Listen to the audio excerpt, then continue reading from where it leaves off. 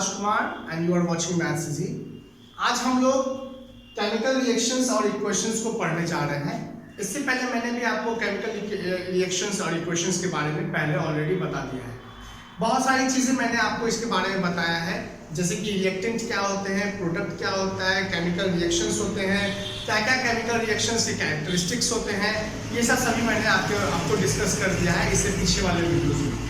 और साथ में मैंने दो तरीके के केमिकल रिएक्शंस के जो टाइप्स होते हैं, कॉम्बिनेशन रिएक्शन और डिकम्पोजिशन रिएक्शन, इसके बारे में मैंने आपको बताया।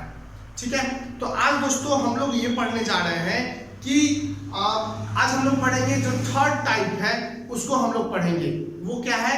Displacement reaction. डिस्प्लेसमेंट रिएक्शन को पढ़ने से पहले हम लोग इस रिएक्टिविटी सीरीज को पढ़ेंगे, जो आगे जाकर के हम लोग मेटल नॉन मेटल चैप्टर्स में भी पढ़ने वाले हैं।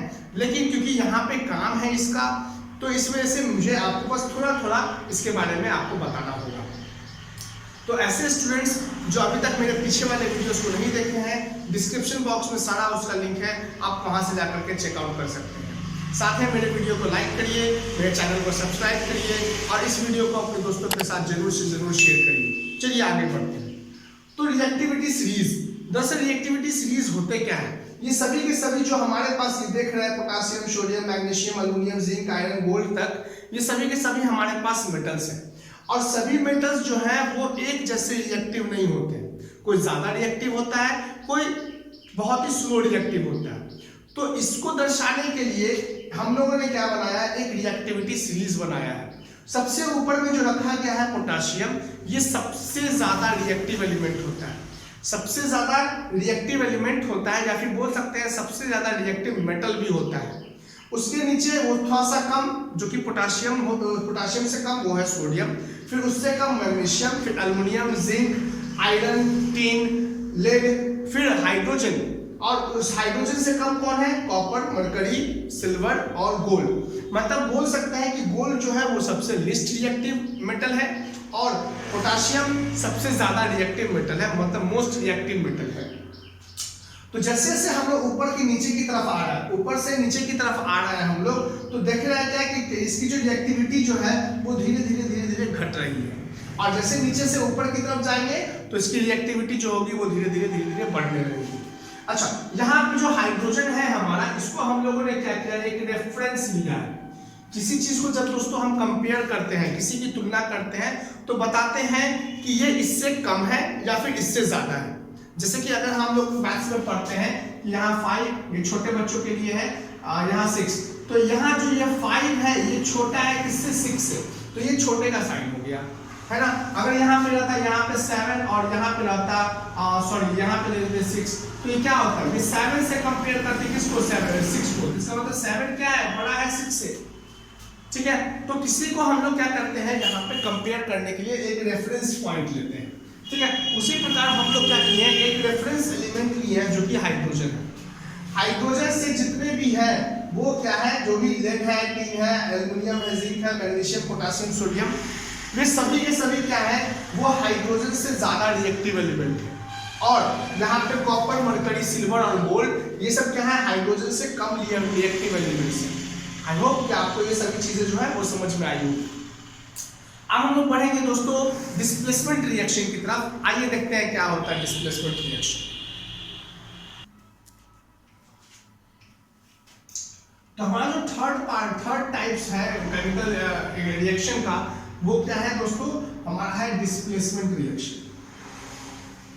नाम से पता चल रहा है कि वो डिस्प्लेस होगा, लेकिन मैंने आपको इसलिए यहाँ पे बताया क्योंकि इस टेबल का, इस रिएक्टिविटी सीरीज का यहाँ पे कुछ काम आने वाला है, इस वजह से मैं आपको बता। तो डिस्प्लेसमेंट रिएक्शन क्या होता है? ये डिस्प्लेसमेंट रिएक्शन, उसके बारे में तो लिखेंगे हम लोग, it is a type of chemical reaction in which the place of one element is taken by the other element। यहाँ पे दोस्तों ये जो हमारा अदर एलिमेंट होगा, ये कैसा एलिमेंट होगा? मोस्ट रिएक्टिव एलिमेंट होगा, most reactive element than previous one. पहले से जो मतलब रिएक्टिव एलिमेंट है उससे ये ज्यादा रिएक्टिव होगा ये दूसरा वाला मेटल या फिर दूसरा वाला एलिमेंट। वो दूसरा वाला एलिमेंट ही क्या करेगा? पहले वाले को डिस्प्लेस कर देगा और उसके जगह पे वो आ जाएगा। जैसे कि मैं आपको एक दिखा रहा हूं एग्जांपल। यहाँ पे हम लोग लेते हैं कॉपर, ठीक है? तो एग्जांपल हम लोग देखते हैं, क्या लिखेंगे दोस्तों हम लोग? CuSO4, copper sulphate. जब दोस्तों कॉपर सल्फेट रिएक्ट करता है आयरन के साथ, ठीक है, जब कॉपर सल्फेट किससे रिएक्ट करेगा? आयरन के साथ, तो वो हमें क्या बना करके देगा? वो हमें बना करके देगा फेरस सल्फेट, और कॉपर जो है वो अलग हो जाएगा। यहाँ पे हम लोग क्या देख पा रहे हैं कि कॉपर पहले सल्फेट के साथ कौन था? कॉपर था। अब इस सल्फेट के साथ कौन आ गया है? आयरन आ गया है। ये क्यों हुआ है? क्योंकि हमारा ये जो कॉपर है वो कम रिएक्टिव है, किससे? आयरन से। आयरन से कॉपर जो है वो कम रिएक्टिव है, इसके वजह से जो ज्यादा रिएक्टिव एलिमेंट है, मैंने क्या बताया? अदर एलिमेंट मतलब मोस्ट रिएक्टिव एलिमेंट, जो प्रीवियस वन है, मतलब पहले वाला जो एलिमेंट है उससे वो ज्यादा रिएक्टिव है। उससे ज्यादा रिएक्टिव कौन है? तो आयरन है। तो आयरन क्या करेगा? इस कॉपर को डिस्प्लेस कर देगा और वो क्या बना लेगा? फेरस सल्फेट बना लेगा, ठीक है? ये हमारा एग्जांपल है डिस्प्लेसमेंट रिएक्शन का। मतलब यहाँ पे हम लिख सकते हैं here copper is displaces by iron, है ना? यहाँ because यहाँ लिखेंगे because iron is most reactive element than copper, है ना? क्योंकि आयरन जो है वो क्या है? मोस्ट रिएक्टिव एलिमेंट है। किससे मोस्ट रिएक्टिव एलिमेंट है? कॉपर से, ठीक है? अब हम दूसरा एग्जांपल भी देखते हैं। अब दोस्तों हम दूसरा एग्जांपल देखते हैं इसी डिस्प्लेसमेंट रिएक्शन का। वो क्या हो सकता है? एक और एग्जांपल हम लोग देखेंगे। तो वो एग्जांपल है दोस्तों हमारा CuCl2। ये क्या होता है? CuCl2 copper chloride.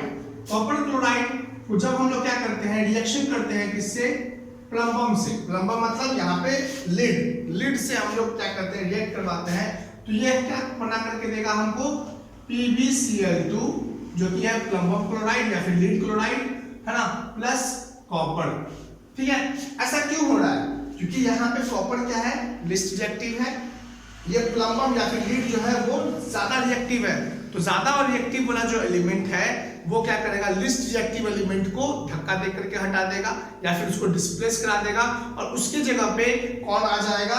यहाँ पे भी वो कॉपर आ जाएगा, मतलब प्लम्बम आ जाएगा। तो यहाँ भी देख रहा है, यहाँ भी कंपटीशन हो रहा है। अगर कोई नहीं पढ़िएगा तो कोई मजबूत आएगा और उसको धक्का मार करके आगे वो बढ़ जाएगा, ठीक है? तो यहाँ पे दोस्तों क्या है? ये हो रहा है। तो यहाँ पर भी डिस्प्लेसमेंट रिएक्शन हो रहा है। ये जो कॉपर क्लोराइड है ना, कॉपर क्लोराइड की जो कलर होती है वो होती है ग्रीन, और प्लम्बम की होती है वो ब्लूइश होती है। तो इसकी जो कलर होती है वो होती है ग्रीन, इसकी जो होती है वो ब्लूइश ग्रे होती है, ठीक है? इसकी जो कलर होती है वो होती है ब्लूइश ग्रे। और ये जो हमारा सॉल्यूशन बना, ये हमारा प्लम्बम क्लोराइड, इसका कोई कलर नहीं होता है, ये होता है कलरलेस, ठीक है? कलरलेस। और ये कॉपर का कलर जानते हैं हम लोग कैसा होता है? रेड ब्राउन होता है ना? रेड ब्राउन होता है, ठीक है? कॉपर का कलर रेड ब्राउन होता है। और प्लम्बम क्लोराइड जो कि कलरलेस है, कोई कलर नहीं होता है इसका। ये जो प्लम्बम है इसका जो ब्लूइश ग्रे होता है, हल्का ब्लूइश हल्का ग्रे, और ये ग्रीन कलर का कॉपर क्लोराइड होता है, ठीक है? अब हम लोग ये आगे बढ़ते हैं। तो आई होप दोस्तों आपको ये वीडियो पसंद आया है। पसंद आया है तो वीडियो को लाइक करिए, वीडियो को शेयर करिए, मेरे चैनल को सब्सक्राइब करिए। Thank you and have a nice day.